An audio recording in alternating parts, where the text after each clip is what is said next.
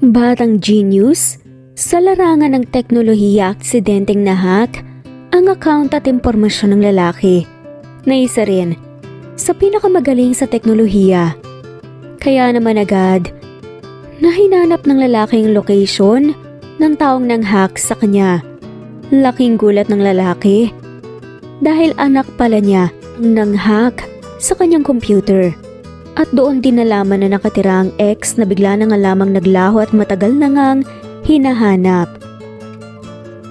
Simulan na natin ang kwento. Sa isang maliit at tahimik na bayan namumuhay si Emma kasama ang kanyang 4 na taong gulang na anak na si Zandro Jr. o Zandre, gaya nga ng tawag niya rito. Simple lang ang buhay nilang mag-ina, ngunit puno ng pagmamahal at saya. Masipag si Emma sa pagtatrabaho bilang freelance writer upang masigurado ang maayos na kinabukasan ni San. Samantalang, ang bata naman ay isang batang henyo. Laging nagtatanong tungkol sa mga bagay na higit pa sa edad nito. Sa hapong yun kakatapos lamang ni Emma magluto ng adobong manok, ang paborito ni San. Nasa kusina nga siya, inaayos ang hapag. Nang mapansin niyang hindi pa lumalabas ang kanyang anak mula sa kwarto. Zan, anak! Kumain na tayo! Tawag nga ni Emma mula sa sala. Ngunit wala siyang narinig na kahit na anong sagot. Bahagyang nagalala si Emma kaya tinungo niya ang kwarto ng anak. Pagbukas ng pinto, nakita niya itong nakaupo sa maliit na lamesa, seryosong nakatutok sa screen ng kanyang laptop. Zan, anong ginagawa mo? Tanong ni Emma. Lumapit at tumingin sa monitor. Hindi niya maintindihan ang mga linya ng mga numero at letra sa screen. Mama, teka lang po, tapusin ko lang po to. Sabi nga ni San. Nakangiti ngunit nakakunot ang noo habang nagtatype. Hindi alam ni Emma kung matatawa ba o mag-aalala. Anak, 4 na taong gulang ka pa lang. Bakit parang may ginagawa ka ng proyekto sa trabaho? Talo mo pa yung mga henyo na IT at iba pa. Biro nga niya habang inahaplos ang buhok ng bata. Pero kahit papaano, may nararamdaman din siyang kaba.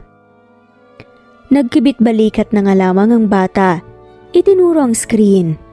Mama, naglalaro lang po ko ng codes. Sabi ng teacher namin magaling daw po ko sa numbers kaya gusto ko pong subukan to. Bahagyang nanlaki naman ang mata ni Emma. Code? Saan mo natutunan yan? Sa YouTube po, Mama. Tapos nakita ko rin po yung website na pwede kong pag-aralan nito. Ang saya po nito, parang puzzle. Masiglang tumawa si Zan habang nakapikit pa at itinataas nga ang maliit na kamao na parang nagwagi sa laro. Huminga ng malalim si Emma. Hinawakan ng balikat ng anak. Ang talino mo talaga, anak. Pero kumain na muna tayo, ha? Mamaya na yan. Ayoko magkasakit ka dahil puro computer ang kaharap mo. Tumango si Zan sa sinabi ng ina at mabilis may sinara ang laptop. Opo, Mama. Adobo po ba ulit? Yay! Masiglang tumakbo palabas ng kwarto na parang walang mabigat na iniisip. Sa pagkainan, habang kumakain sila, nagkwento si Zan tungkol sa mga nangyari sa paaralan. Ipinakita pa nga nito ang kanyang quiz paper. Mama, perfect po ako sa quiz namin kanina. Sabi po ni teacher, genius daw po ako. Masiglang balita pa nga ni Zan. Ngumiti si Emma, pinagmamasta ng anak. Iba ka talaga, anak. Minsan naiisip ko baka sa tatay mo nakuha ang katalinuhan mo. Ngiting-ani nga ni Emma. Bahagyang tumahimik si Zan bago nagtanong. Mama, nasan po ba si Papa? Mahinang tanong ni Zan. Saglit na natigilan si Emma. Tila bumigat ang paligid, ngunit sinikap niyang itago ang lungkot sa kanyang boses. Nasa malayo, anak, pero ang importante, nandito ko, mahal na mahal kita at palaging magiging proud sa'yo. Sagot ni Emma para pagani ng loob ni Zan. Ngumiti si Zan nagpatuloy sa pagkain. Ako rin po, Mama. Ako po ang protector niyo. Hyper na sambit nga ni Zan. Habang pinagmamasdan ni Emma ang masiglang mukha ng anak, hindi niya maiwasang mapaisip sa nakaraan. Paano kaya kung kasama nila ang ama ni Zan? Ngunit sa kabila ng sakit na bumabalik sa kanyang puso, alam niya ang kasalukuyang buhay nila ang pinakamahalaga. Kinabukasan maagang nagising si Emma upang ihanda si Zan sa eskwela. Mahimbing pang natutulog ang bata kaya't bahagya niya itong ginising sa pamamagitan ng banayad na tapik sa balikat. Zan anak, bangon na, pasok mo na sa school. Ani nga ni Emma para gisingin ang anak. Napabalikwa si Zan sa kinahihigaan at naginat. Good morning po, Mama. Ready na po ako for school. Masigla at excited na sambit pa nga ni Zan. Napangiti si Emma habang tinitignan ng anak na masiglang bumangon. Ilang saglit lang, pihis na nga ito at handa nang pumasok. Habang kumakain ng agahan na bala si Zan sa pagsasalaysay ng mga plano niya sa araw na yon. Mama, sabi ni teacher pwede raw po akong sumali sa contest next week. Ang tema po, coding. Masiglang sabi pa ni Zan habang kumakain ng pandesal na may peanut butter. Talaga ba? Ang galing mo naman talaga, anak. Pero hindi ka ba mahihirapan dyan? Gusto ko sana ma-enjoy mo muna yung pagkabata mo eh. Tanong naman ni Emma na may halong pag-aalala. Pero umiling naman ang bata. Hindi po, Mama. Fun po siya para sa akin. Parang laruan lang din po. Parang naglalaro din po ko pag ganun eh. Tugon na nga ni Zan. Napangiti si Emma.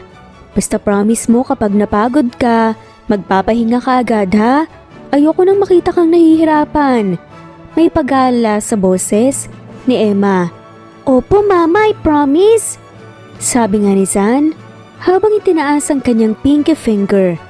Nagtawanan silang mag-ina bago tuluyang hinatid ni Emma ang anak sa eskwela.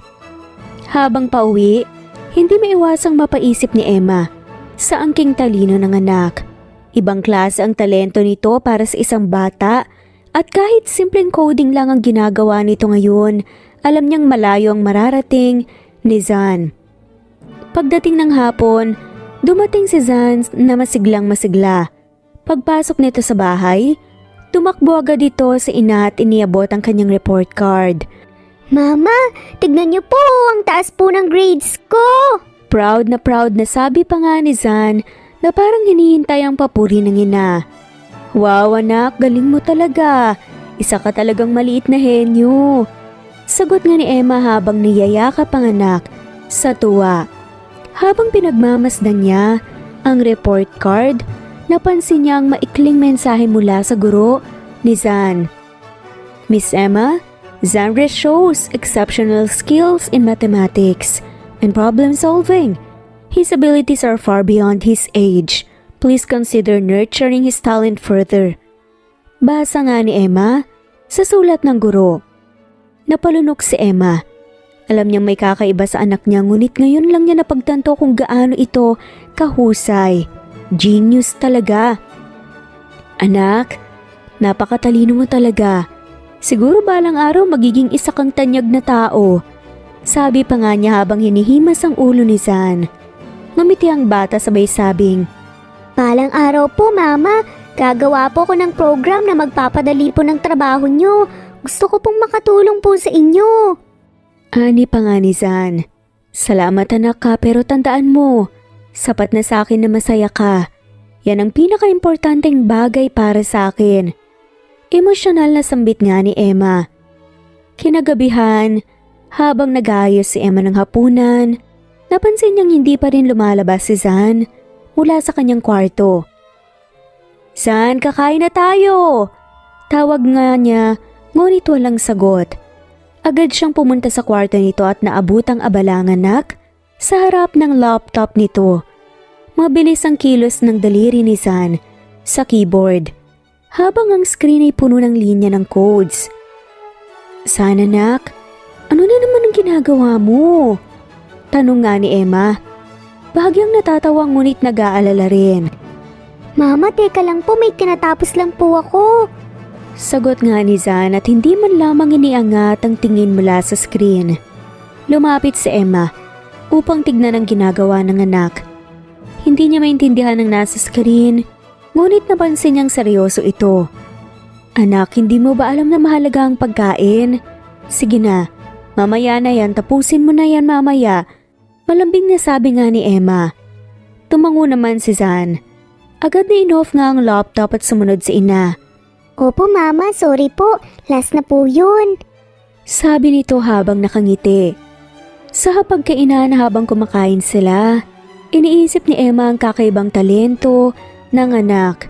Pero sa kabilang banda, hindi maiwasang bumalik sa isip niya ang ama ni Zan na si Sandro. Ang galing ng bata ay parang salamin ng katangian nito. Kung kasama lang sana niya ang papa niya. Bulong nga ni Emma sa sarili habang pinagmamasdan ng masayang mukha ng anak.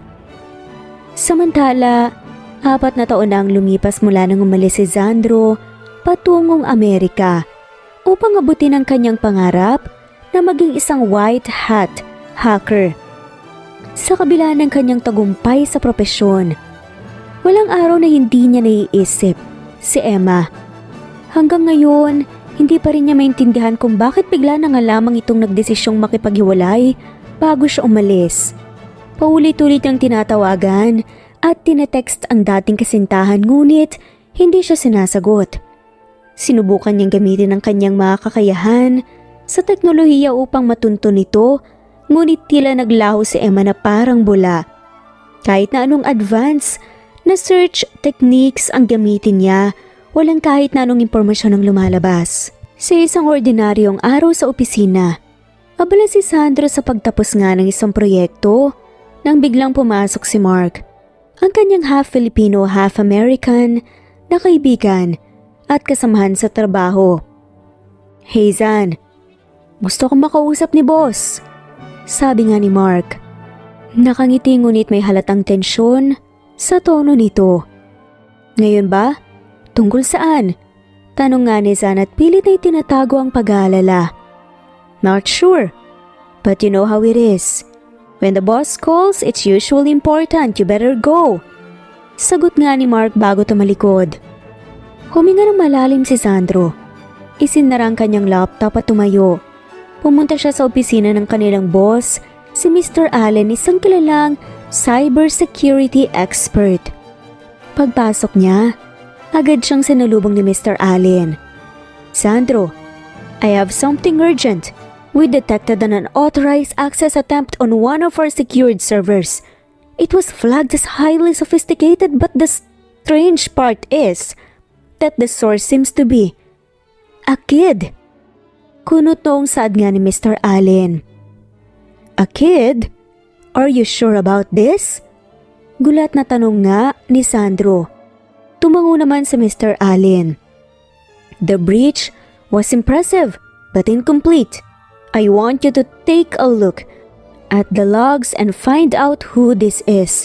The pattern is intriguing, almost like a signature. Ani pa nga ni Allen.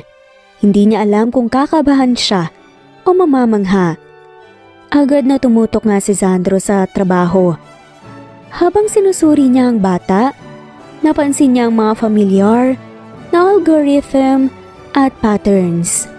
Para itong pinaghalong simpleng logic at advanced encryption. Isang hindi kapanipaniwalang kombinasyon na bihira niyang makita lalo na mula sa isang bata. Hindi nagtagal, natutunan niya ang lokasyon ng hacker. Ngunit nang tignan niya ang profile ng taong nag-access sa system, napatigil siya. Lumabas sa screen ng isang pangalan, Sandro Smith Jr. Kasama nito ang imahe ng isang batang lalaki na may familiar na mga mata. Mga matang parang sa kanya. Natigilan si Sandro. Parang may dumagan sa kanyang dibdib. Sandro Smith Jr.? This can't be true. Bulong niya sa sarili. Sandro, do you know him? Tanong nga ni Mr. Allen na pansin ang reaksyon nito. I think I know him, sir. Let me handle this. Seryosong sagot ni Sandro at pilit na pinapanatili ang composure. Kinagabihan, hindi mapakali si Sandro. Paulit-ulit niyang tinitignan ang profile ng bata sa screen. Ang pangalan, ang larawan, lahat ay tila nagsisigaw na nga ito ay may kaugnayan nga sa kanya. Hindi na niya napigilan ang sarili. Ginamit niya ang kanyang advanced tracking tools upang matunto ang eksaktong lokasyon ng hacker. Natunto niya ang isang maliit na bayan sa Pilipinas. Emma, bulong niya, kasabay ng paninikip ng kanyang dibdib. Nang makumpirma ni Sandro na si Sandro Smith Jr. ay hindi lang basta hacker kundi sariling anak niya, tila yumanig ang buong mundo niya. Hindi na kailangan ng DNA test o karagdagang patunay. Alam niyang ang batang yun ay bahagi ng kanyang dugo. Agad siyang nagmadali upang kausapin si Mr. Allen. Pagkarating sa opisina ng boss, mabilis nga niyang sinabi ang balak niya. Sir, I need to take a leave of absence. Effective immediately. Diretsong sabi ni Sandro. Hindi na iniinda ang kung ano man ang maging reaksyon nito. Nagtaas ng kilay si Mr. Allen. Halatang hindi nasisiyahan. Sandro, you are one of our most valuable assets. I can't just let you take a leave without a solid reason. Huminga ng malalim si Sandro at tumingin ng seryoso sa kanyang boss. Sir, it's personal. I've found something important or someone that I've been looking for years. This is not negotiable. Seryosong saad pa nga ni Sandro. Bahagyang tumahimik si Mr. Allen. Pinagmamasdan ang determinasyon sa mukha ni Sandro. I understand, but the timing couldn't be worse. We have critical projects lined up. If you leave now, we'll be short-handed. Dahilan pa nga ni Mr. Allen. Napaisip si Sandro pero mas nanaig ang kanyang desisyon. Then I'll resign. If you can't allow me to leave, I have no choice but to quit. Nagulat si Mr. Allen sa sinabi nga ni Sandro. Alam nito kung gaano ka-dedicated ang lalaki sa kanyang trabaho. Quit? Are you serious? You're willing to give up everything you've worked for? Gulat na tanong pa nga ni Mr. Allen. Yes, sir. Because this is more important than any job or project. Determinadong saad nga ni Sandro. Natahimik si Alan pero ramdam niya ang paninindigan ng empleyado. Ayaw niyang mawala ang isa sa pinakamagagaling niyang tao, kaya't napabuntong hininga na nga lamang ito. Fine, sabi ni Mr. Allen at sumuko na rin. You can take a leave but make sure to come back. And Sandro, whatever this is, I hope it's worth it. Seryosong dugtong pa nga ni Mr. Allen. Ngumiti ng bahagya si Sandro. Thank you, sir. And trust me, it is. Hindi na nagaksaya pa ng oras si Sandro. Sa araw ding yun, nagbook nga siya ng flight pauwi sa Pilipinas. Habang nasa biyahe, hindi niya maiwasang magsisi. Bakit hindi ko to ginawa noon pa? Bakit hinayaan kong lumipas ang mga taon? Tanong nga ni Sandro sa sarili. Pero agad niya ring naisip na kahit ano niyang gawin niya, wala rin siyang mapupuntahan. Walang impormasyon, walang lead, tila sinadyang mawala sa mapa si Emma. Habang nakatingin siya sa ulap mula sa bintana ng eroplano, bumalik ang mga alaala ng kanilang huling araw na magkasama. Sandro, kailangan mo nang umalis. Sabi nga ni Emma, habang pilit itinatago ang kanyang mga luha. Emma, wag mo naman akong paalisin. Alam kong kaya kong manatili at abutin ang mga pangarap ko nang hindi ka iniiwan. Pakiusap ni Sandro. Hawak ang kamay ng dalaga. Umiling si Emma. Hindi mo ko naiintindihan, pero ito ang tama. Kailangan mong tuparin ang mga pangarap mo kahit masakit. Usal pa nga ni Emma. Pero paano naman ang pangarap ko na kasama ka? Tanong niya. Nanginginig ang boses. Napabuntong hininga si Emma. Pilit pinapatatag ang sarili. Balang araw babalik ka. At kapag dumating ang araw na yun, baka pwede na ulit. Ang mga salitang yun, ang paulit-ulit na umaalingaw-ngaw sa isipan ni Sandro dahil pinanghawakan niya ito ng matagal. Pilit niyang iniintindi kung bakit ganun na nga lamang ang naging desisyon ni Emma. Ngunit ngayon, alam niyang hinggit pa roon ng dahilan. Emma, maghintay ka. Hinahanap na kita ngayon. Bulong niya pa sa sarili habang pumikit upang mag-ipon ng lakas para sa muling pagkikita nila. Paglapag niya sa Pilipinas, naramdaman agad ni Sandro ang halong saya at kaba. Ilang taon na nga siyang hindi nakakabalik sa sarili niyang bayan. Habang nag-aabang ng taxi, sinimulan na nga niyang paghahanda para puntahan ang lugar na natuntun niya. Hindi niya alam kung ano ang sasalubong sa kanya. Pero isa lang ang sigurado niya. Hindi na nga siya muling mawawala pa sa buhay ni Emma at nanganak nila ang si Sander. Habang nagmamasid si Emma kay Zan, hindi maiwasang sumagi sa isip niya ang mga pinagdaanan nila ng ama nito. Ang bawat kilos ng kanyang anak ay parang paalala ng isang tao na hindi niya kayang kalimutan. Alam niyang darating ang araw na kailangan nga niya ipaliwanag sa anak ang totoo.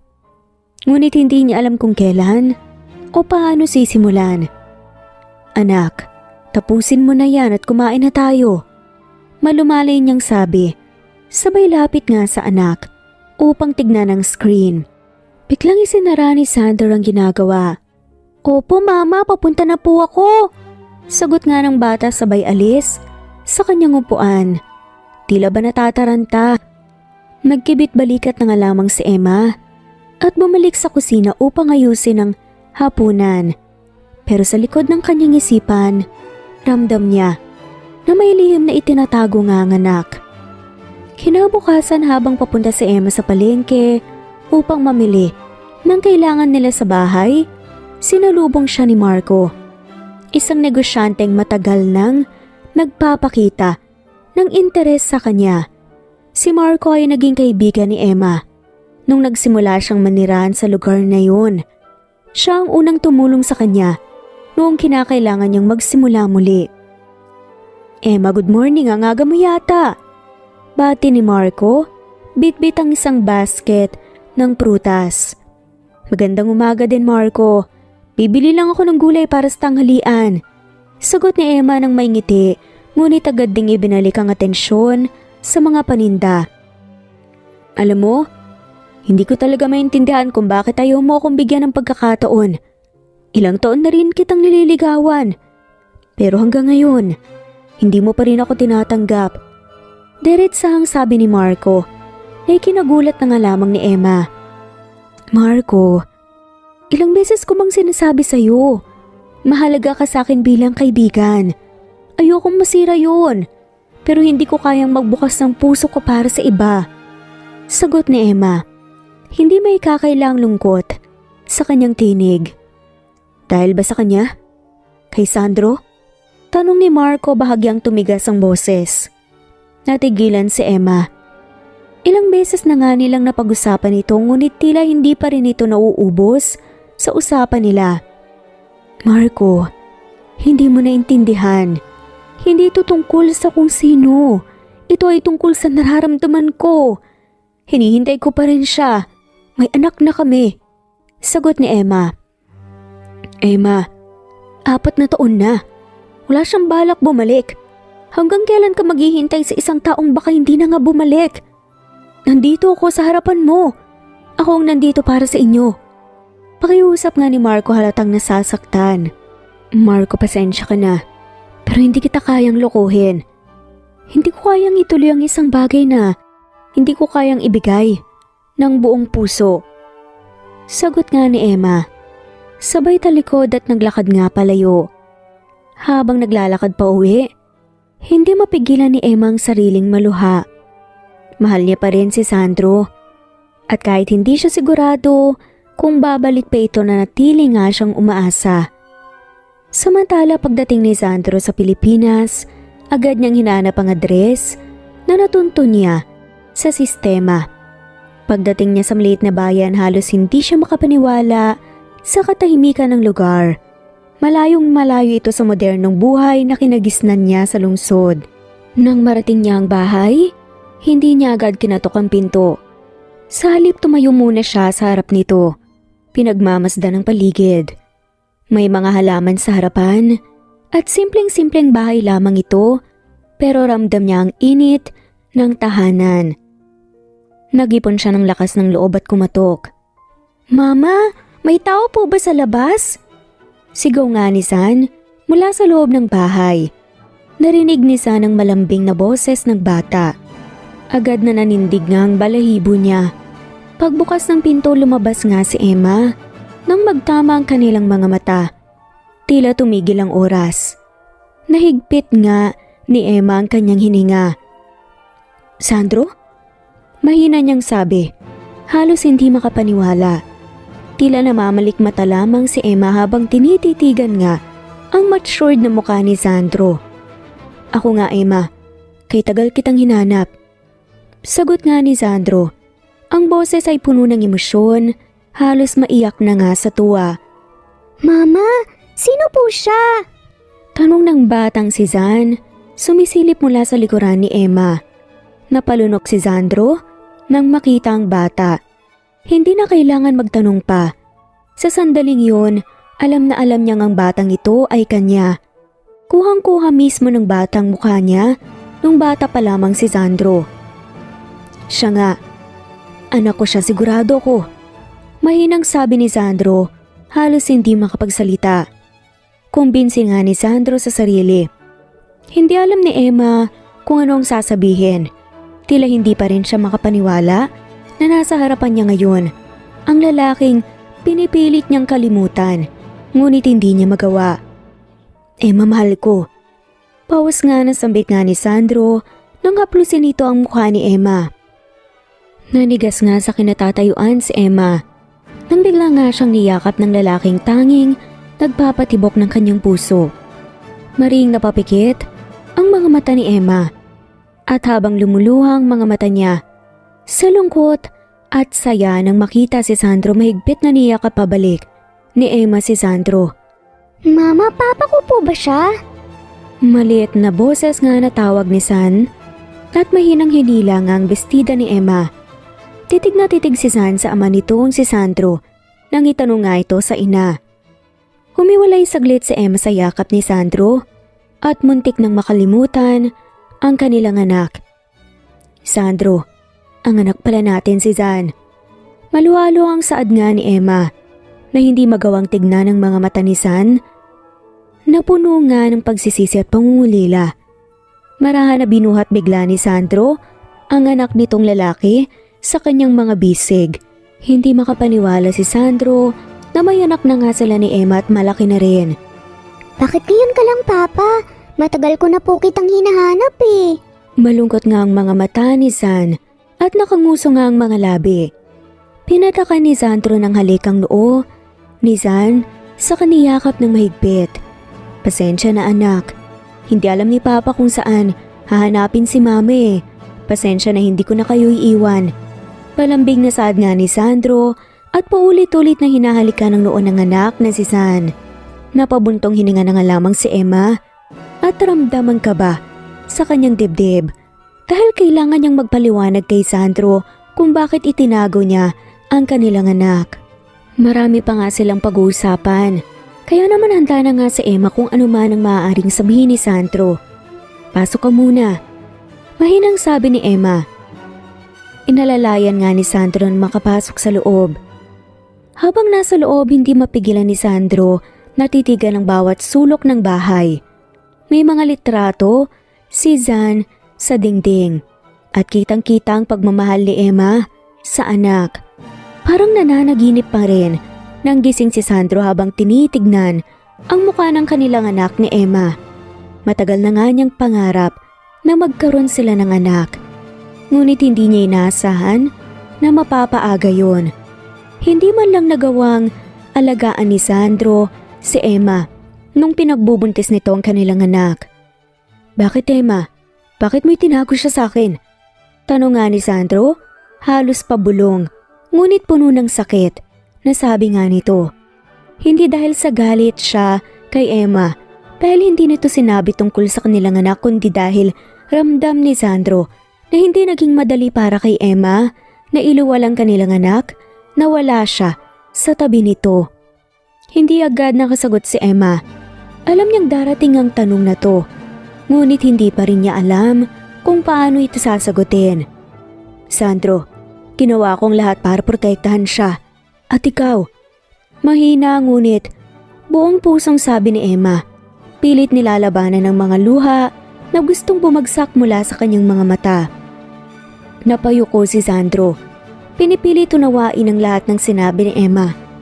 Nang tignan niya ito sa mga mata, nakita niya ang matagal ng kinikimkim na sakit at takot.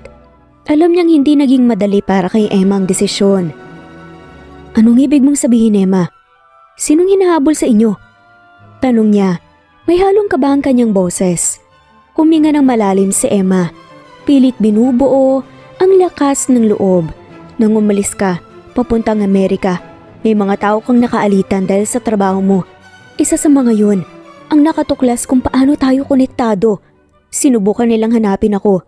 Isang gabi dumating sila sa bahay natin. Akala ko gusto lang nilang impormasyon mula sa akin.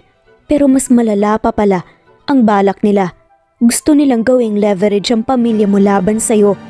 Paliwanag ni Emma. Nanlaki mga mata ni Sandro sa narinig.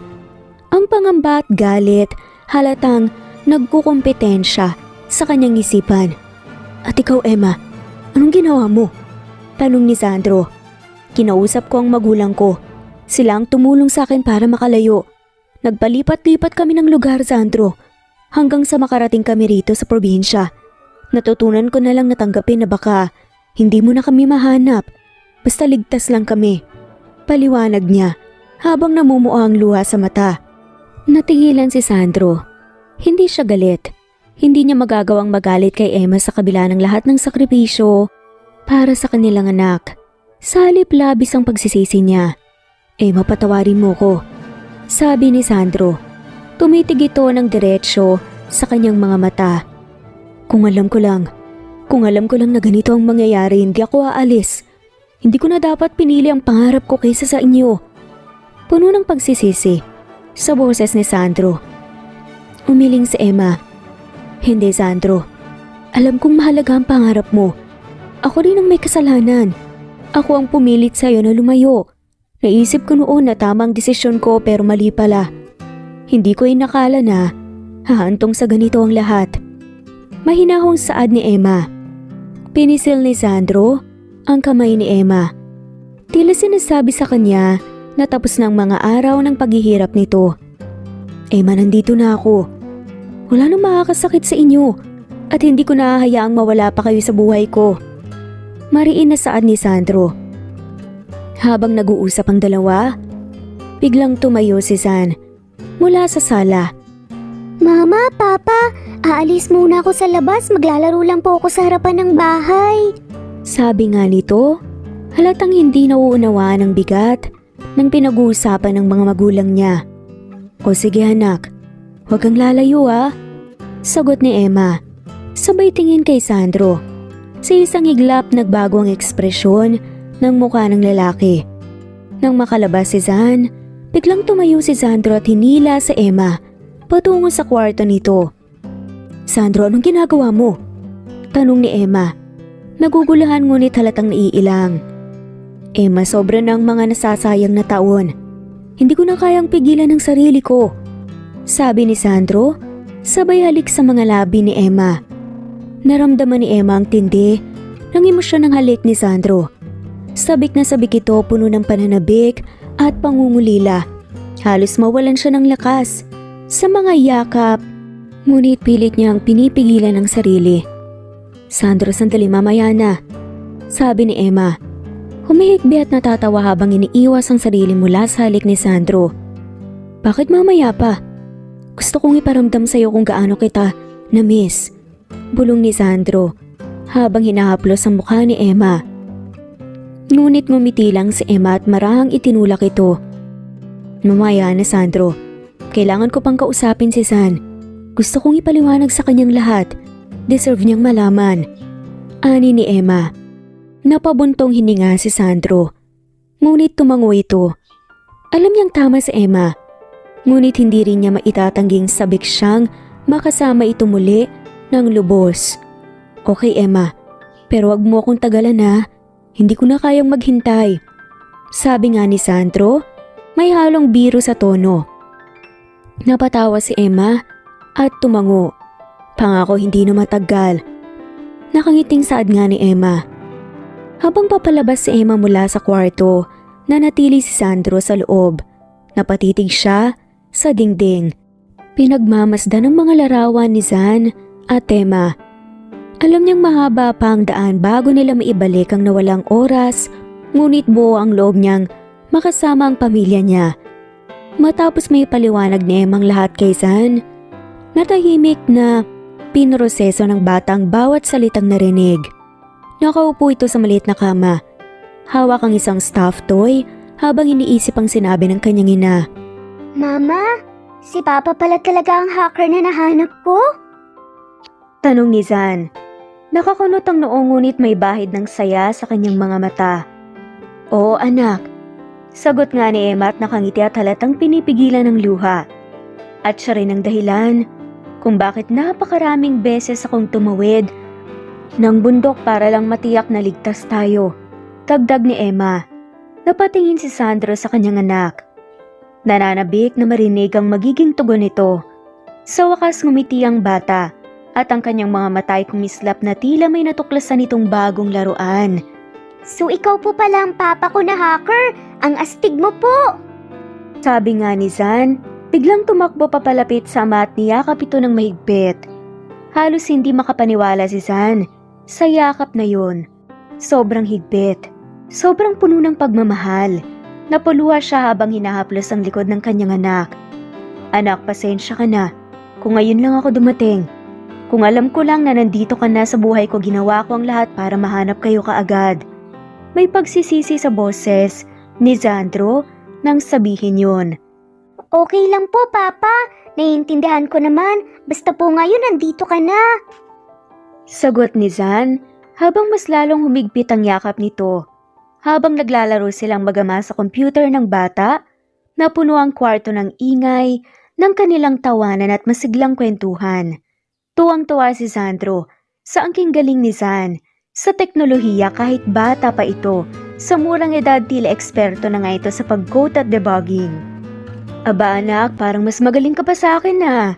Sabi pa nga ni Sandro habang pinapanood ang anak na mabilis na inaayos ang isang program na tila masyadong advance para sa edad nito. Papa, ikaw naman po kasi ang inspirasyon ko. Nung nahanap ko po yung pangalan mo sa internet, sinubukan ko pong gayahin yung ginagawa mo. Sagot nga ni Zan. Pinapakita ang isang simple, ngunit functional na app na ginawa niya para makatulong sa mga kaklase niyang nahihirapang magbasa. Napanganga si Sandro sa galing ng anak. Anak, hindi lang ikaw magaling. Hindi mo alam kung gaano ka na kagaling ngayon. Mana ka talaga sa akin. Proud na saad pa nga ni Sandro sa anak. Napangiti si Zan at napayakap ulit sa ama. Thank you, Daddy. Ang saya ko po na nandito po kayo. Sobrang saya, hindi napansin ni Zan ang pagkapagod hanggang sa nakatulog na ng mahimbing. Habang pinagmamasdan ni Sandro, ang natutulog na anak biglang bumukas ang pinto. Nakita niyang nakatayo si Emma. Nakangiti ngunit may bahid ng emosyon sa mukha nito. Dahan-dahan itong lumapit. Inilagay ang isang unan malapit kay Sandro upang suportahan ang ulo ni Zan. Nag-enjoy kayo? Malumani na tanong nga ni Emma. Bumaba ang boses nito upang hindi magising ang anak. Oo Emma, hindi ko inakala na ganito kasarap ang pakaramdam ng maging isang ama. Sagot ni Sandro at hindi inalis ang tingin sa anak. Napangiti si Emma at tumabi kay Sandro sa kama. Kanina ka pa niya gustong makalala. Lagi niyang sinasabi na balang araw daw darating ka rin. Hinawakan ni Sandro ang kamay ni Emma at tinitigan nga ito. Salamat Emma. Salamat sa pagpapalaki sa kanya kahit na mag-isa ka lang. Napakaganda ng pagpapalaki mo kay Sander. Pasasalamat nga ni Sandro. Hindi ako mag-isa. Sagot naman ni Emma bahagyang namumula. Lagi ko namang nararamdaman nandyan ka, kahit malayo. Malambing na saad ni Emma na ikinalusaw ng puso ni Sandro. Habang nagluluto si Emma, sa maliit na lang kusino unti-unti niyang nararamdaman ang paglapit ni Sandro. Tahimik itong lumapit sa likuran niya at biglang yumakap. Mahigpit at puno ng emosyon. Sandro, gulat niyang sabi ngunit hindi niya maitanggi ang mabilis na pagtibok ng kanyang puso. Hinilig nga ni Sandro ang kanyang baba sa balikat ni Emma at dahan-dahang hinalikan nga ang leeg nito. Ramdam ni Emma ang init ng hininga ng lalaki na tila nagpapawi sa lahat ng pagod at takot na naranasan niya sa mga nagdaang taon. Hindi mo alam kung gaano ako nahirapang hanapin ka, Emma. Bulong nga ni Sandro. Gusto kong bumalik noon pa. Pero paano? Wala akong alam kung nasan ka. Naghahanap ako sa bawat sulok ng mundo, umaasang makikita ko ang pangalan mo o kahit na anong bakas mo. Dagdag pa nga ni Sandro. Tumigil si Emma sa paghalo ng niluluto at sandaling pumikit. Hinawakan niya ang kamay ni Sandro na nakapulupot sa kanyang bewang. Wala na yun, Sandro. Sabi niya ng mahinahon. Ang importante, nandito ka na ngayon. Bumalik ka. Nakangiting saad ni Emma. Hindi na nga napigilan ni Sandro ang kanyang damdamin. Humigpit ang yakap niya kay Emma at muli niyang hinalikan ang leeg nito. Hindi na ako aalis, Emma. Hindi na kita iiwan ulit. Bulong pa nga niya. Bahagyang tumawa si Emma upang pagtakpan ang namumuong emosyon sa kanyang dibdib. Kapag nasunog ang niluluto ko, aalis ka rin siguro sa kusina. Nagkatawanan silang dalawa at bumalik na nga sa normal ang atmosfera. Ngunit sa ilalim ng tila simpleng usapan, parehong ramdam ng dalawa ang lalim ng kanilang emosyon para sa isa't isa. Pagkatapos ihanda ni Emma ang hapunan, sabay silang umupo ni Sandro sa mesa. Tahimik na pinagmamasdan ni Sandro ang babae habang inaabot nito ang pagkain sa kanya. Ang bawat galaw ni Emma ay parang isang alaala na na-miss nga niya sa mahabang panahon. Ang sarap nito, Emma, na-miss ko to. Sabi pa nga ni Sandro habang sinusubo ang pagkain na menudo. Marami pa akong lulutuin para sa'yo. Wala ka nang kawala dito. Sagot ni Emma at nakangiti ngunit may lungkot sa mga mata. Pangako hindi na ako aalis. Tinitigan siya ni Sandro ng buong tapat. Babawi ako sa inyong dalawa ni Sander. Ani pa nga ni Sandro.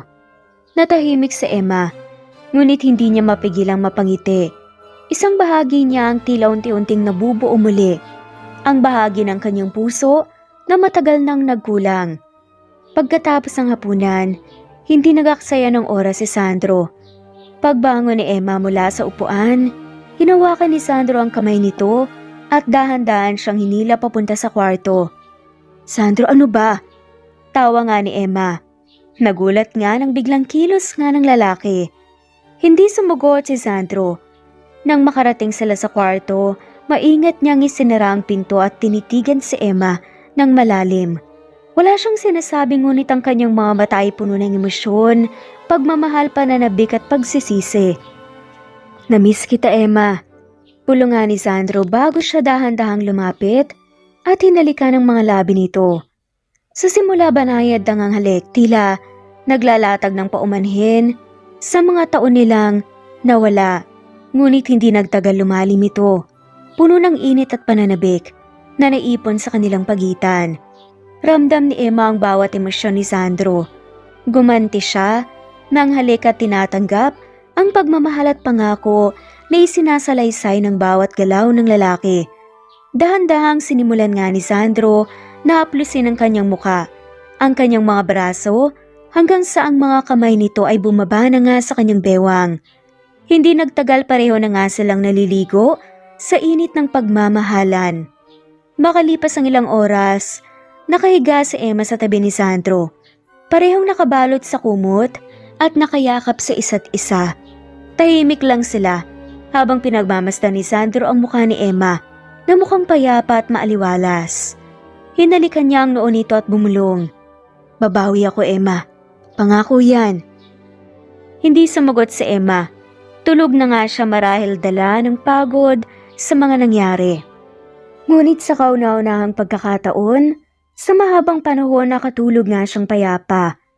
Hawak-hawak ni Sandro ang kanyang pinakamamahal na babae. Sa labas ng bintana tahimik na bumaba ang gabi. Ngunit sa kanilang kwarto isang bagong simula ang kanilang nabuo. Nagising si Emma sa sinag ng araw na tumatama sa kanyang muka. Dahan-dahan niyang iminulat ang kanyang mga mata. Ngunit agad ding namilog ang mga ito nang mapagtantong wala siyang saplot sa ilalim ng kumot. Lumingon siya. Sa tabi niya at nakita si Sandro na mahimbing na natutulog. Payapa ang mukha nito at may bahagyang ngiti sa mga labi na tila ba panatag ang loob nito. Nagtayuan ang balahibo ni Emma sa buong katawan at namula nga siya nang maalala ang nangyari kagabi. Ang mga yakap, mga halik at ang init ng pagmamahal na matagal na nga nilang ipinagkait sa isa't isa. Halos gusto niyang takpan ang kanyang muka sa hiya. Diyos ko, Emma! Ano ba itong nangyari? Bulong niya sa sarili. Marahan siyang bumangon, nagtatangkang umalis sa kama pero para makapag-ayos, ngunit bago pa man siya makatayo ng tuluyan, naramdaman niyang hinawakan ni Sandro ang kanyang kamay. Saan ka pupunta? Tanong ni Sandro na ngayoy gising na. Medyo paus pa nga ang boses nito dahil kagigising lamang. Pinagmamasdan siya nito na may halong aliw at lambing sa mga mata. Maliligo lang ako. Nahihiyang tugon pa nga niya. Natawa si Sandro. Ang mababang halakhak niya ay nagdala ng kilabot sa katawan ni Emma. Bakit ka nahihiya? Nakakita na ako ng bawat parte ng katawan mo noon pa. At saka, may mga anak na nga tayo, di ba? Dagdag pa nga ni Sandro. Sandro naman. Napalakas ang boses ni Emma sabay palo nang mahina sa braso nga nito. Namumula pa rin ang pisngi niya. Hindi niya mapigilang matawa. Sa sarili niyang reaksyon, sabay sabing, matagal na tayong hindi nagkita, nakakahiya kaya. May ikaw na yata ang pinaka-cute na babae sa buong mundo. Sabi pa nga ni Sandro sabay hatak sa kanya pabalik sa kama. Napasubsob tuloy si Emma sa dibdib nito at bago pa nga siya makapagsalita marahan siyang hinalikan ni Sandro sa labi. Nag-init ulit ang kanyang muka. Ngunit unti-unting gumaan ang kanyang pakiramdam. Matagal ang halik ni Sandro, puno ng pagmamahal at pag-aalaga. Pagkatapos ay dumaan ang labi nito sa kanyang leeg, isang halik na nagpabilis ng tibok ng kanyang puso. Sandro, maliligo pa nga ako. Sabi niya ng marahan, tinutulak ang dibdib ng lalaki ngunit mahina lang. Hindi niya maitatangging, nagugustuhan din niya ang mga lambing ni Sandro. Tumigil naman si Sandro at ngumiti. Tinanggal ang kamay nito sa kanya. O sige na, halika. Pero bilisan mo ha. Gusto kong makita ulit ang mukha mong namumula. Nakangiting wika nga ni Sandro. Napahirap si Emma. Ngunit hindi niya maitago ang ngiti sa kanyang mga labi. Ang kulit mo talaga. Bulong niya bago bumaba ng kama. Iniipit ang kumot at sa kanyang katawan habang papunta sa banyo. Pagkapasok sa banyo agad niyang isinara ang pinto at sumandal dito. Malakas na tumibok ang kanyang puso habang tinitignan nga ang sariling refleksyon sa salamin. Ano ba yan, Emma? Huwag kang kiligin. Bulong niya sa sarili. Ngunit hindi niya napigilang mapangiti ng malaki. Mahinang napatili nga si Emma at tinaktakpan nga ang kanyang muka. Grabe naman kasi si Sandro. Bulong niya ulit. Saka tinapunan ng malamig na tubig ang kanyang muka. Pakiramdam ni Emma ay bumalik siya sa pagiging teenager na unang beses nakaramdam ng kilig. Samantala nakahiga pa rin si Sandro sa kama. Habang nakangiti, pinagmamasdan niya ang kisame ngunit ang totoo, si Emma pa rin ang laman ng kanyang isip. Matagal na rin, simula nung naramdaman nito ang katawan niya. Kaya naman sinabi niya ito. Hanggang ngayon, ikaw lang ang tanging babae na kayang baliwin ang puso at isipan ko. Sabi ni Sandro sa sarili. Habang inihintay si Emma, naisip ni Sandro na masaya ang unang umaga nila. Hindi niya may paliwanag ang tuwa at kapayapaan na nararamdaman niya ngayon. Isang bagay na matagal nang wala sa kanya. Matapos maligo, bumalik si Emma sa kwarto ng mga suot na simpleng damit at basang buhok. Tinignan siya ni Sandro mula ulo hanggang paa, saka ngumiti. Fresh na fresh ka naman, Miss Emma. Biro nga ni Sandro, sabay kindat. Tumigil ka nga dyan, sagot ni Emma. Ngunit hindi niya napigilang tumawa. Umupo siya sa gilid ng kama at pinunasan ang buhok gamit ang tuwalya. Lumapit si Sandro sa kanya. Naupo rin sa tabi niya at maingat na hinawakan ng kamay ni Emma.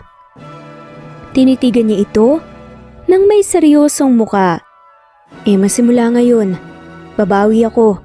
Gusto kong bumuo ng pamilya kasama ka. At ni Sander, ayokong mabuhay ng malayo sa inyo ulit. Pahayag ni Sandro, puno ng emosyon ang kanyang tinig. Tinitigan siya ni Emma at bagamat puno ng pag-aalinlangan ng kanyang puso, hindi niya may tatanggi na unti-unti na nga siyang bumibigay sa pangakong itong lalaking mahal niya. Sandro, ayoko ring mawala ka ulit. Bulong ni Emma. Niyakap siya ni Sandro ng mahigpit at muli siyang naramdaman. Naramdaman nito ang init ng pagmamahal nito. Sa sandaling yun, tila lahat ng takot at sakit na kanilang pinagdaanan ay unti-unting napapawi. Pagkalabas nila Sandro at Emma, mula sa kanilang kwarto, tumambad sa kanila ang kanilang anak na si Sander na nakaupo sa kusina. Nasa harapan nito ang isang plato ng sandwich at isang baso ng gatas. Nakasuot ito ng malinis na uniforme at mukhang handa na para sa pagpasok sa paaralan. Good morning, Mama! Good morning, Papa! Bati pa nga ni Sander habang umunguya ng tinapay at ngiting-ngiti. Good morning din, anak. Sagot nga ni Emma. Natatawa habang tinitignan ng batang independent na parang matanda akong kumilos.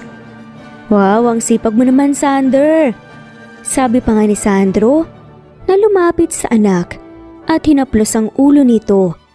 Ikaw na pala ang naghanda ng almusal mo, galing mo anak. Proud na komento pa nga ni Sandro sa anak. Hindi po kasi pwedeng palaging si mama ang gagawa, busy din po siya. Sagot naman ni Zan na seryosong-seryoso ang tono habang umiinom ng gatas. Napatingin si Emma sa kanyang anak at pati na rin kay Sandro at ngumiti. Matalino talaga ang anak natin, Sandro. Kaya niya nga sikasuhin ang sarili niya. Hindi na palaging umaasa sa akin. Malambing din yan kahit minsan parang maliit na matanda kung umusta. Natatawang kwento pa nga ni Emma. Biglang napangusa si Sander nang marinig ang sinabi ng kanyang ina. Mama naman, hindi po ako matanda. Papa, buhatin mo po ako. Nakangusong untag pa nga ni Sander. Natawa si Sandro sa reaksyon ng anak at agad din tong binuhat si Sander sa kanyang bisig. Siyempre naman anak, palagi kitang bubuhatin. Sabi niya habang nilalaro ang bata sa ere. Tuwang-tuwa naman si Sander at hindi mapigilang tumawa ng malakas. Papa, totoo po bang magaling din po kayo sa computer? Tanong pa nga ng bata na ngayon ay nakaupo na nga sa kandungan ng ama. Ngumiti si Sandro at tumingin kay Emma. Oo naman anak, mana ka kaya sa akin, ikaw na yata ang mini version ko. Lumaki ang mata ni Sander sa tuwa. Wow! Sabi ko na nga ba kayo po talaga ang pinagmanahan ko.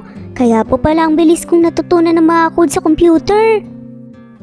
Nagpalitan ng tingin at ngiti sina Emma at Sandro habang nakikita kung gaano kasaya ang kanilang anak.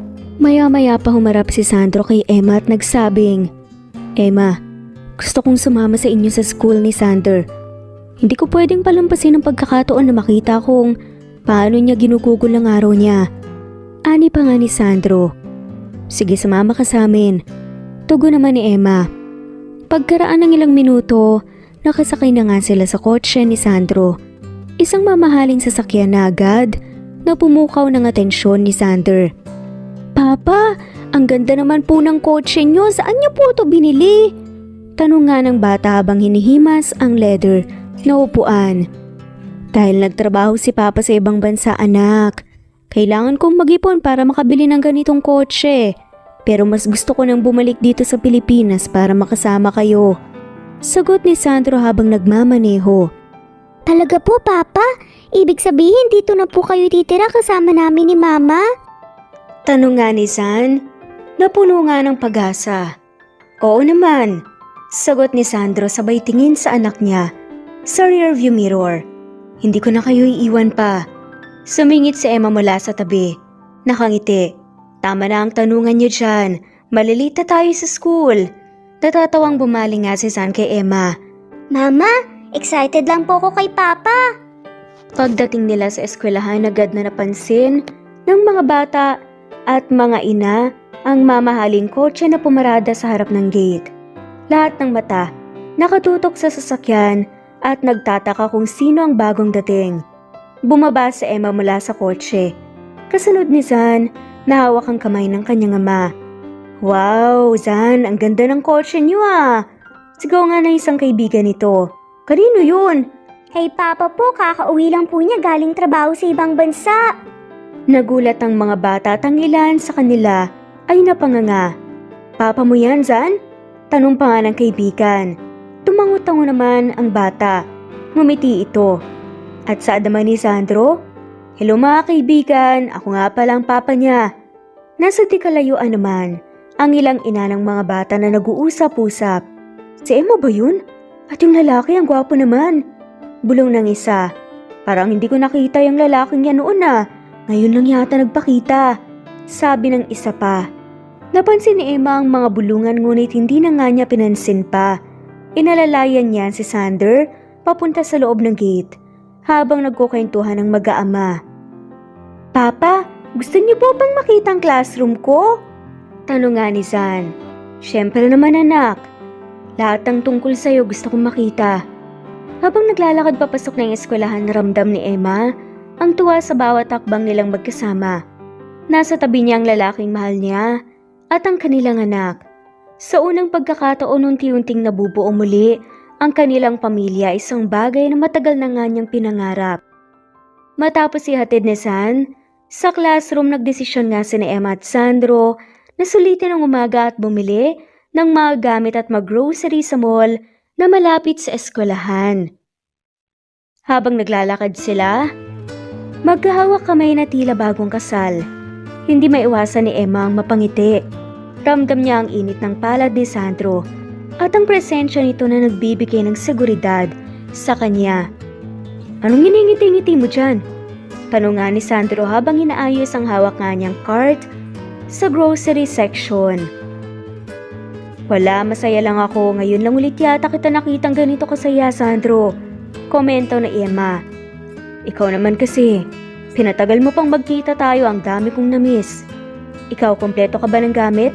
Ako nang bahala sa lahat ng kailangan mo. Sad nga nito nang ilagay nga ang gatas sa cart. Ayos lang, hindi mo naman kailangan gastusan ng lahat. Pero hindi yun pinansin ni Sandro. Sabi kong ako na, akong lalaki, ako magbabayad mula ngayon. Saad na nga lamang nito kaya hindi na nga nakatanggi pa ang babae. Matapos makapag-grocery, nagdesisyon nga silang mag-window shopping muna. Magkahawak kamay pa rin sila na naglalakad habang tinitignan ng mga display ng tindahan. Para kay Emma, para silang bumalik sa dati, sa mga araw na magkasama sila at punong-puno ng pagmamahalan. Hindi niya akalaing mangyayari ulit to. Gusto mo ba yan? Tanong nga ni Sandro nang mapansing tinititigan ni Emma ang isang pares ng sapatos. Ha? Tinitignan ko lang. Masyadong mahal eh. Wala yan sa presyo. Kung gusto mo, bibilhin ko. Malambing na saad ni Sandro. Wag na nga. Sapat na yung kasama ka namin ni Sander. Nakangiting ani naman ni Emma. Masyado mo naman akong pinapasaya ngayong araw, mahal. Nakangiting sambet ni Sandro at hinawakan ng mahigpit ang kamay ni Emma. Habang naglalakad sila, biglang napansin ni Emma si Marco sa hindi kalayuan. Nakasama nito ang isang babae at malinaw na nang magkahawak kamay sila. Natigilan si Emma. Hindi mapigilan ni Emma na mapaismid sa kanyang nakita. Alam niyang babaerong lalaki ngunit hindi lamang inaasahan ni Emma na makikita niya si Marco. Hindi makapaniwala si Emma na kanyang kayang magsinungaling at gusto nga siya nito. Sinabi ni Marco na gusto siya pero ito at kasama ang ibang babae. Emma, bakit parang natulala ka? Tanong nga ni Sandro nang mapansin ang pagbabago sa muka.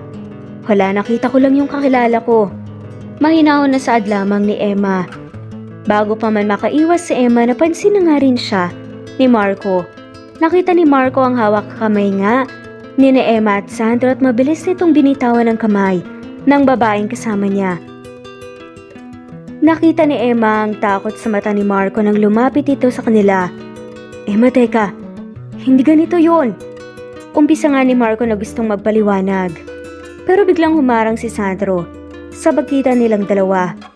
Ang malaking katawan ni Sandro ay tila pader na pumigil kay Marco na makalapit pa. Sino ka? Tanong ni Sandro sa malamig at seryosong tono. Para hindi kita kausap. Emma, makinig ka muna. Pero bago pa nga makapagsalita si Marco, nagsalita na si Emma. Marco, kalimutan mo na lang lahat ng sinabi mo noon.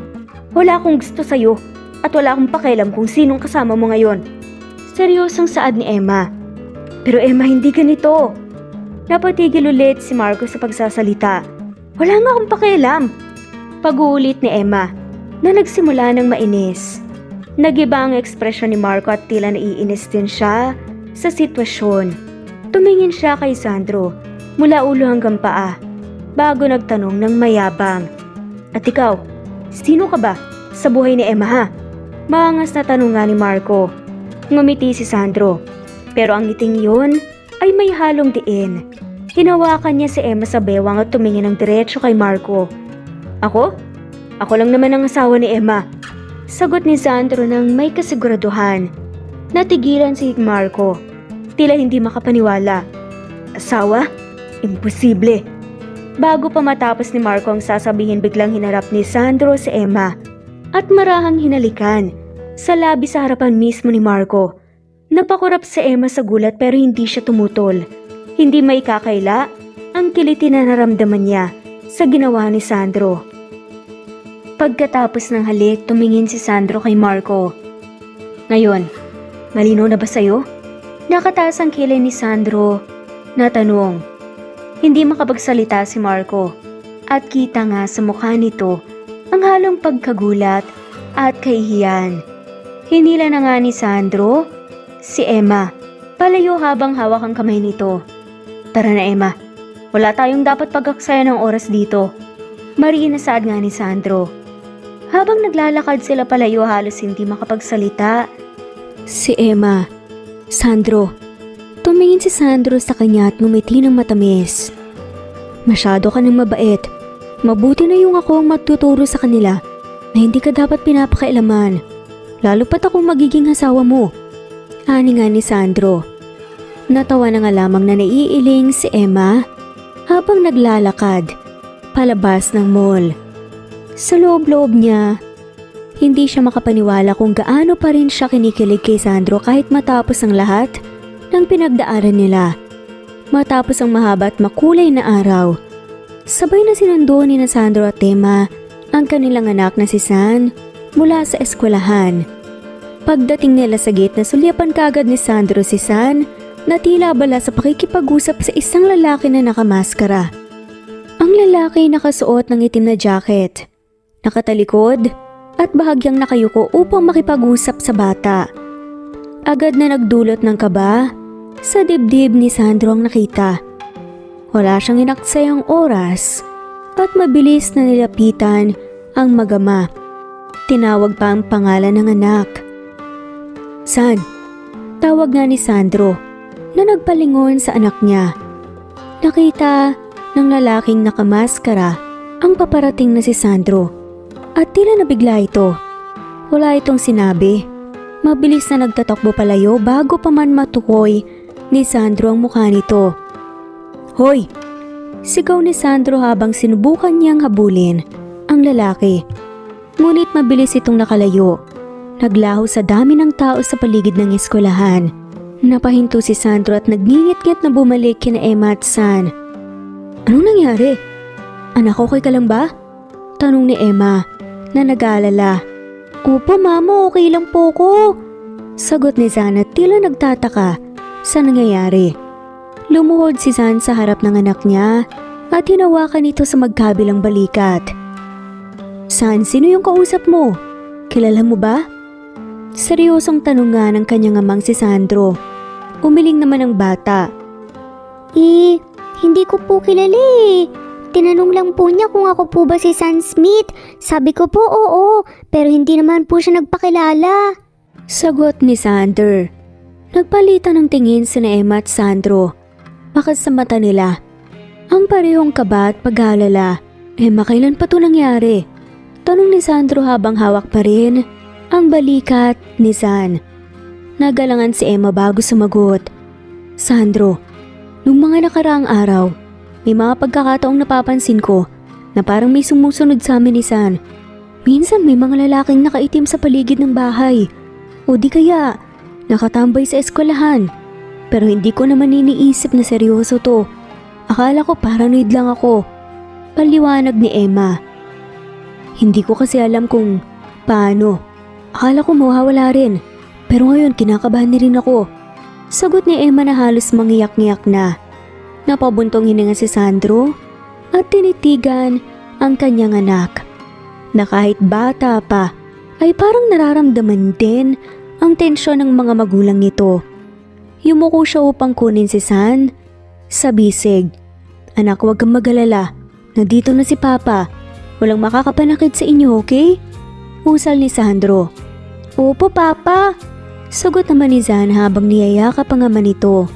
Pagka-uwi nila ng bahay, tahimik si Emma habang abala sa pag-iisip.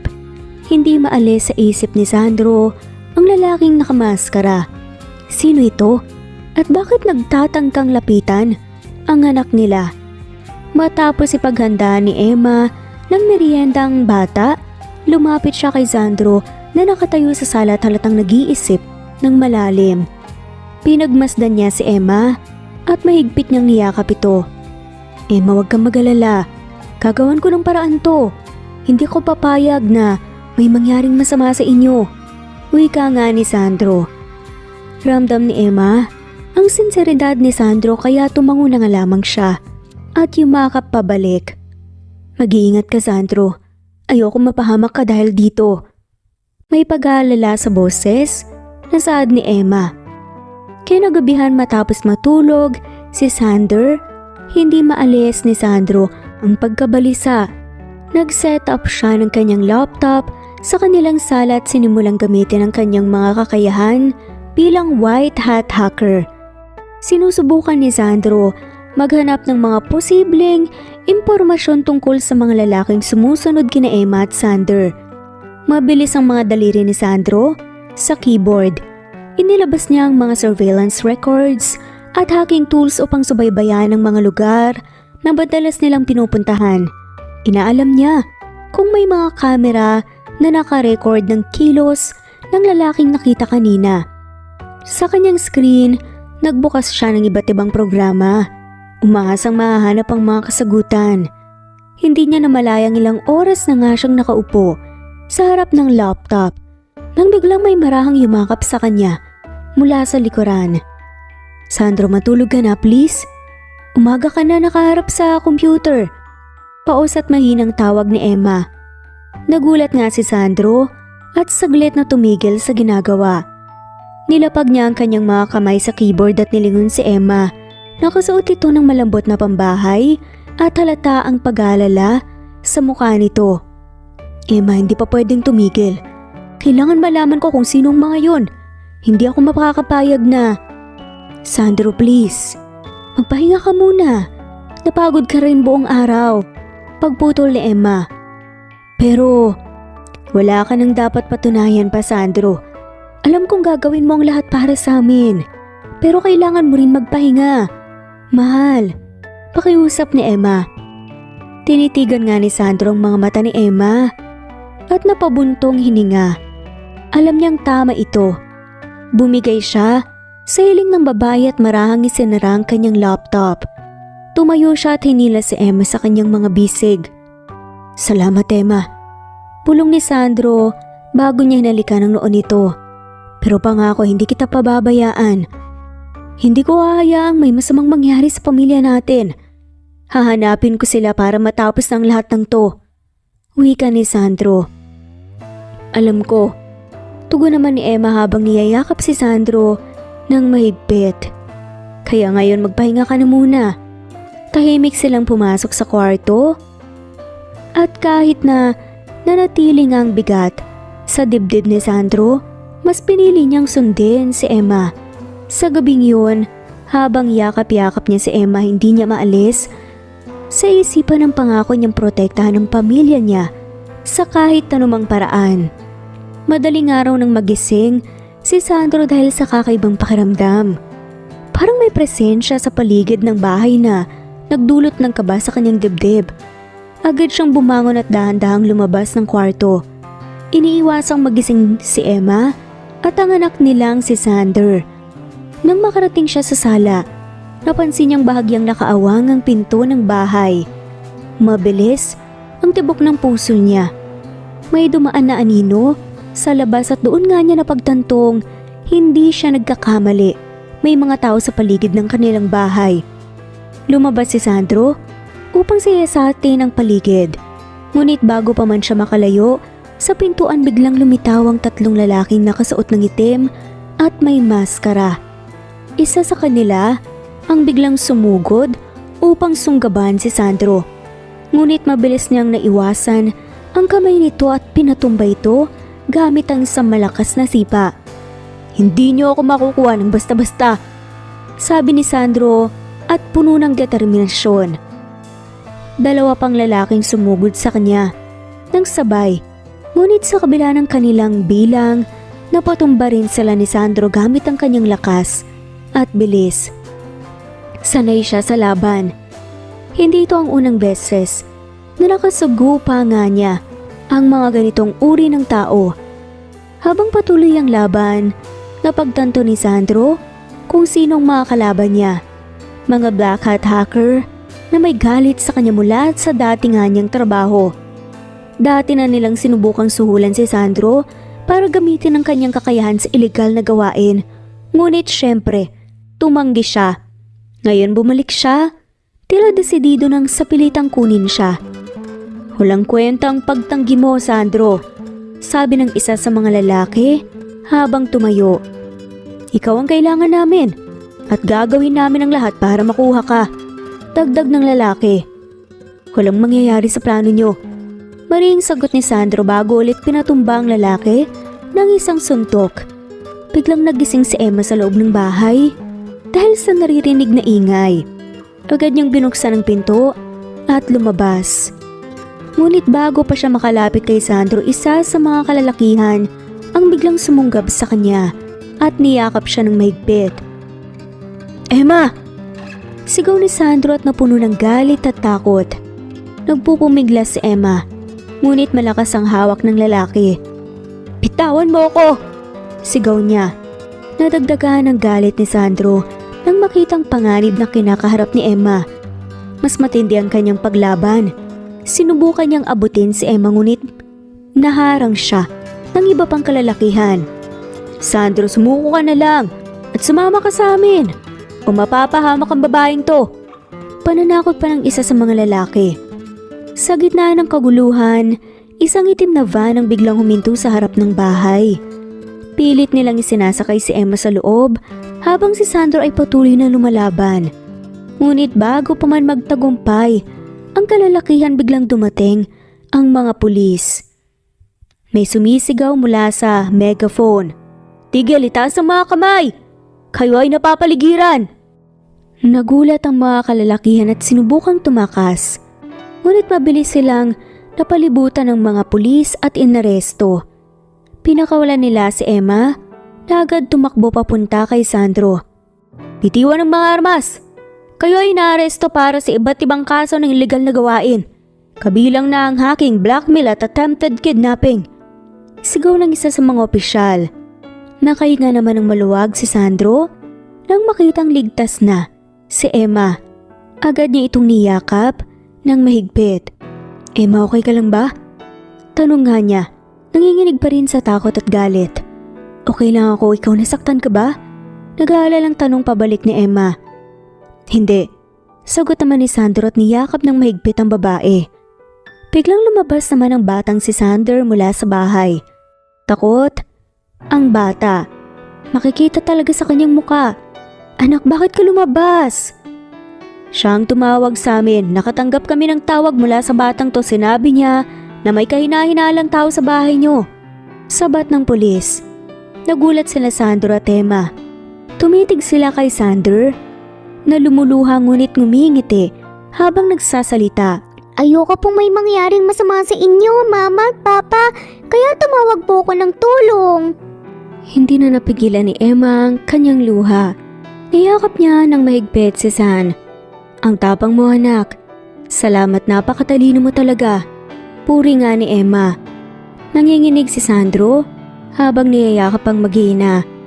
Pasensya na Emma. Pasensya na Sander. Muntik na kayong mapahamak dahil sa akin, hindi na mo ulit to. Puno ng takot ang boses ni Sandro na saad. Pinakalma ni Emma si Sandro habang inihimas ang kanyang likod. Wala kang kasalanan, Sandro. Ginawa mo ang lahat para protektahan kami. Wala nang masamang nangyari kaya huwag ka nang mag-alala pa. Pagpapagaan ni Emma. Ngunit hindi napigilan ni Sandro ang mapaluha. Ang hirap at takot na naramdaman niya kanina ay parang bumagsak sa kanya nang sabay-sabay. Emma, Sander, pangako hindi ko nahahayaang mangyari ulit to. Hindi ko kayo pababayaan. Sa gabing yun, nagyakap ang tatlo. Ramdam ang init ng pagmamahalan ng pamilya. Alam nilang mahirap ang hinaharap ngunit buo ang kanilang tiwala sa isa't isa. Sa wakas, nakahinga ng maluwag si Sandro. Alam niyang ligtas na nga sila ngayon. Sa gitna ng kasiyahan, nagdesisyon sina Sandro at Emma na gawing opisyal ang kanilang pagmamahalan. Naging masaya at makulay ang mga araw na sumunod sa insidente. Dumating ang araw ng kanilang kasal. Isang simpleng seremonya ang ginanap sa isang magarang chapel na puno ng puting bulaklak, sumisimbolo sa bagong simula at kapayapaan. Kasama ang kanilang pamilya, malalapit na kaibigan, at ilang piling bisita, ramdam ang saya at pagmamahalan sa paligid. Habang tinutugtog ang klasikong awitin ng wedding march, dahan-dahang naglakad si Emma sa gitna ng aisle. Suot ang isang eleganteng puting gown na akma sa kanyang simpleng ganda. Si Sandro naman ay nakatayo sa altar, baka sa mukha ang kasabikan habang hinihintay ang pinakamamahal niyang babae. Hindi maalis ang ngiti sa kanyang labi habang pinagmamasdan si Emma na tila isang anghel na lumalapit sa kanya. Nang makarating si Emma sa altar, maingat na kinuha ni Sandro ang kanyang kamay at marahang hinalikan ito. Nagpalitan sila ng mga sulyap na puno ng pagmamahal at pasasalamat. Nang dumating na ang bahagi ng kanilang vows, unang nagsalita si Emma. Sandro, ang lalaking unang nagpatibok ng puso ko. Hindi ko makakalimutan ang unang beses na nagkakilala tayo ng kolehiyo. Napakaayos mo sa lahat ng bagay. Seryoso at responsable. Sa bawat araw na magkasama tayo, mas nakilala kita at mas minahal kita. Nakangiting sambit ni Emma. Nung sinabi mo sa akin na alis ka para matupad ang mga pangarap mo, sobrang nalungkot ako. Pero sa kabila ng sakit, pinili kong suportahan ka. Dahil alam kong karapat dapat kang maranasan ng mundo. Hindi ko hiniling na manatili ka sa tabi ko. Hiniling ko na maging masaya ka at maabot mo ang iyong mga mithiin. Hindi na namalaya ni Emma na tumutulo na pala ang kanyang luha. Ngayon nandito tayo. Ikaw, ako at si Zan. Hindi ko inakalang mararating natin ang puntong to. Ngunit nagpapasalamat ako sa Diyos dahil muling pinagtagpo ang landas natin. Mahal na mahal kita, Sandro. At ngayon pinapangako ko na magiging kasama mo ko sa hirap at ginawa. Hanggang sa dulo ng ating buhay. Puno ng saya, nasambit ni Emma na tila hindi na makapaghintay pa na mangyari ang kanyang inaasam. Naiiyak na si Sandro habang nakikinig sa bawat salita ni Emma. Tumagal ng ilang segundo bago siya nakapagsalita dahil pinipigilan niyang maluha ng husto. Emma, simulang sabi nga ni Sandro, ikaw ang babaeng nagbigay ng kulay sa buhay ko. Ikaw ang inspirasyon ko sa bawat hakbang na ginawa ko sa buhay. Sa panahong nawala ako, alam kong maraming pagkakataon na nasaktan kita, lalo na nung pinagbubuntis mo si San.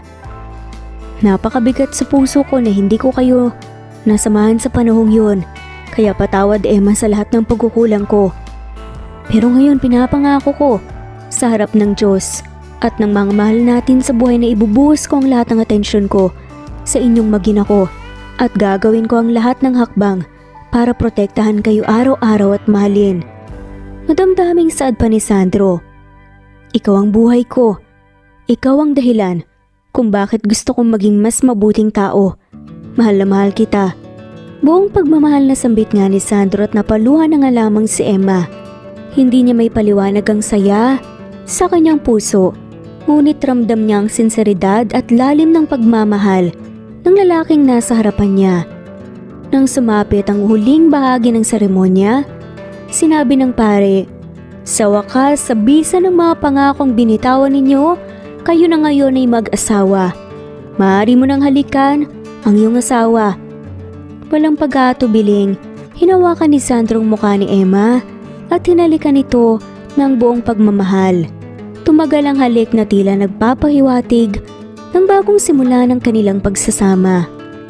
Nagpalakpakan at nagsigawan ng masayang mga tao habang binasbasan ng pare ang kanilang unyon. Nagdaos sila ng simpleng salo-salo kasama ang pamilya at mga kaibigan. Lumapit nga ang kanilang anak sa kanila para batiin sila. At sobrang saya nga nito, pati rin ang magulang nila Emma. Labis ang pasasalamat. Sandro, sabi ng ama ni Emma, maraming salamat sa lahat ng ginawa mo para sa aming anak. Hindi namin alam kung paano ka namin pasasalamatan sa pagmamahal at proteksyon na ibinigay mo sa kanila. Dagdag pa nito, huwag po kayong mag-alala. Gagawin ko ang lahat para mapanatiling masaya at ligtas ang pamilya natin. Pangako po yan. Nakangiting dagdag ni Sandro. Samantala, si Zan naman ay masayang nagtatakbo sa paligid. Nagkukuwento sa mga pinsan niya tungkol sa bagong bahay nila. Sa mga mata ng batang iyon, masaya siyang makita na buo na ang kanyang pamilya. Habang nagtatapos ang araw, magkahawak kamay sina Sandro at Emma. Masayang pinagmamasdan ang kanilang anak na si Zan. Sa bawat tingin nila sa isa't isa, naroon ang pangako ng mas magandang bukas. Isang masayang buhay na kanilang bubuin bilang isang buong pamilya. Isang taon na ang lumipas mula nang maikasal sina Sandro at Emma. Ang kanilang tahanan ay puno ng saya, pagmamahalan at tawanan.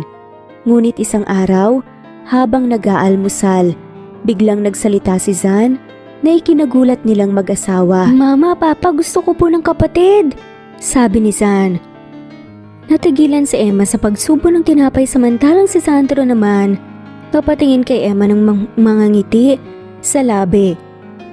Kapatid, mukhang kailangan nating pagbigyan ng hiling ng anak natin ah. Biro pa nga ng pilyong si Sandro. Habang nakatingin kay Emma, Papa, gawin niyo na po ba mamaya? Tanong pa nga ni San sa inosenteng boses at pumalakpak pa talaga. Huwag kang mag-alala anak, mamayang gabi. Simulan na namin ni Mama. Sagot ni Sandro habang tumatawa. Namula sa Emma at sinamaan nga ng tingin si Sandro. Hay nako, tama na nga yung biro mo. Sabi nito pero hindi mapigilan ng pagtawa sa kakulitan ng asawa. Kinagabihan ng makatulog na nga si Sander, nagtungo si Sandro at Emma sa kanilang kwarto. Emma, handa ka na ba? Tanong ni Sandro habang yumuko upang halikan ng asawa. Asar ka talaga. Sagot na nga lamang ni Emma pero hindi may tatanggi ang ngiti sa kanyang labi. Sa gabing yun, nagdingning ang kanilang pagmamahalan, puno ng saya at pangako para sa kanilang pangarap na palakihin pa ang pamilya. Makalipas ang ilang buwan, sumapit ang Pasko, ang pinakahihintay na araw ng bawat pamilya. Habang abala si Sandro sa pag-aayos ng Christmas lights, sa kanilang sala si Sander naman, masayang nilalaro ang bagong regalo sa kanya ng ama, isang remote-controlled na kotse. Mama, nasan pong regalo niyo kay Papa? Ako po ay binigay na kay Papa eh. Masiglang sambit pa nga ni Sander habang tumatakbo papunta kay Emma. May espesyal akong regalo kay Papa at sa iyo anak, hintayin mo. Sabi naman ni Emma. Nang matapos ang hapunan, tinawag ni Emma si Sandro at San sa sala. May hawak siyang maliit na kahon na may ribbon. Ito ang regalo ko sa inyong dalawa. Sabi ni Emma na hindi may pintang saya sa muka. Nagmamadaling binuksan ni Sandro ang kahon. Tumambad sa kanyang isang sonogram na nagpapakita ng kanilang pangalawang anak. Emma, buntis ka? Tanong ni Sandro. Halos hindi makapaniwala. Oo mahal. Magiging papa ka ulit. San, magkakaroon ka na ng kapatid gaya ng gusto mo. Sagot ng babae habang hawak ang tiyan. Tumalo naman si San sa saya. Yes! Magiging kuya na ako! Sobrang saya nga nila at sumisigaw. Niyakap ng batang ina. Si Sandro na paupo tahimik at bakas sa mukha ang emosyon. Tumayo si Emma at lumapit sa asawa. Mahal, okay ka lang ba? Tanong nga niya. Agad namang niyakap ni Sandro si Emma. Emma, maraming salamat. Salamat sa pagbibigay mo sa akin ng pamilya. Mahal na mahal ko kayo. Sabi niya habang umiiyak. Hinaplos ni Emma ang kanyang likod. Ikaw ang dahilan kung bakit buo ang pamilyang to. Salamat din sa iyo, Sandro, sa pagbabalik sa lahat ng pagmamahal mo sa amin. Ang Paskong yun ay puno ng saya. Habang kumakain ng hamon at spaghetti, nagpasalamat si Sandro sa bawat biyayang natanggap nila. Anak, gusto kong magpasalamat sa iyo, sabi ni Sandro kay Sander. Sa akin po, Papa? Tanong nito. Oo, kung hindi dahil sa'yo baka hindi ko na nakita ulit ang mama mo. Ikaw ang dahilan kung bakit kami nagkabalikan. Sagot ni Sandro habang hinahalikan ng noon ng anak. Niyakap ni Sander ang kanyang mga magulang. Ako po talaga ang hero natin, sagot nito habang tumatawa.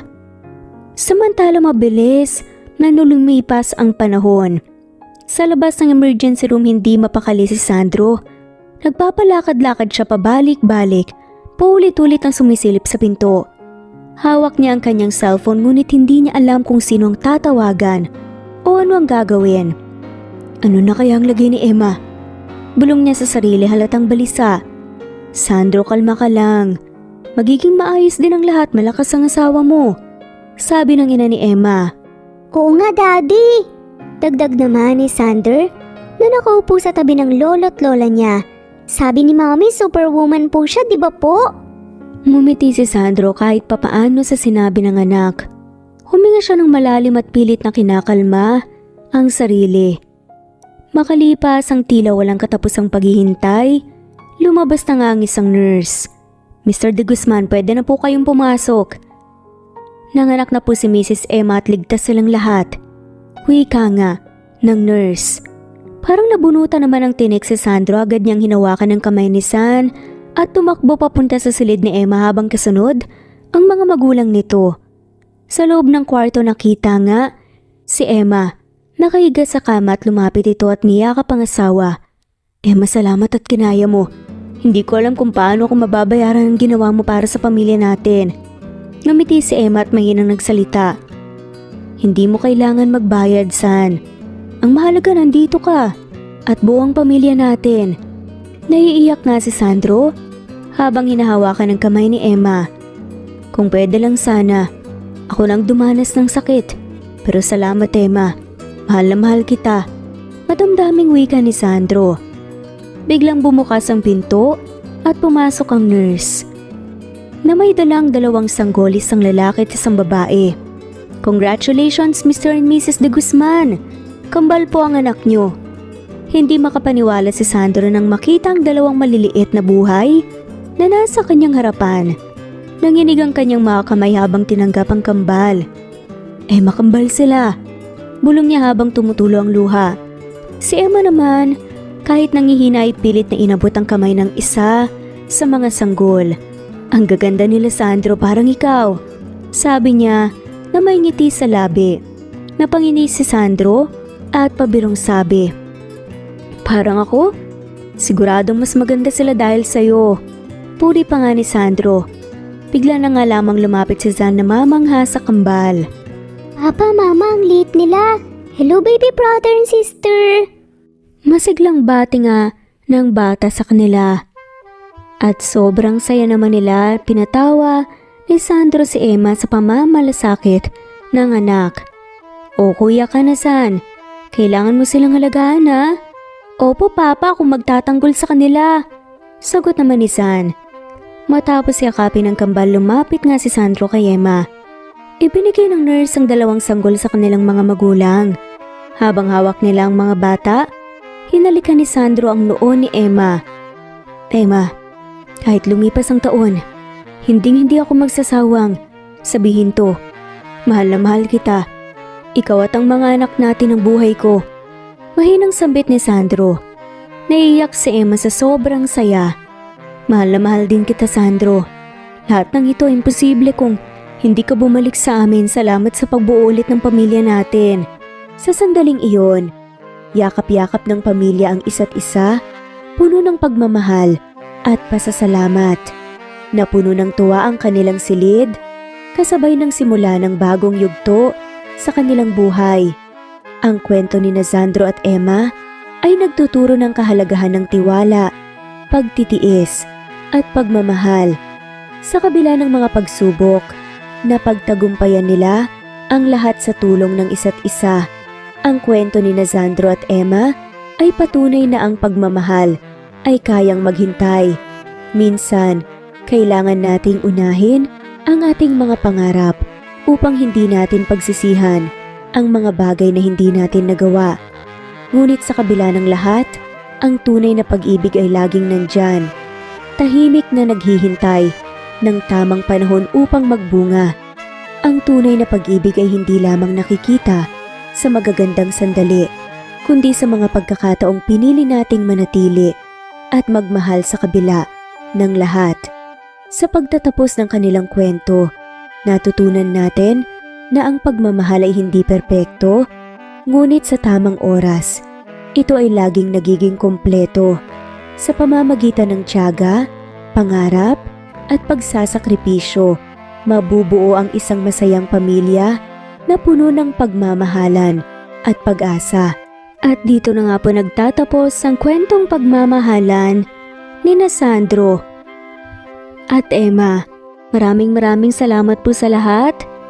At i-comment lamang po kung gusto niyong magpa-shoutout para sa susunod nating video. Thanks for listening at shoutout po sa inyong lahat.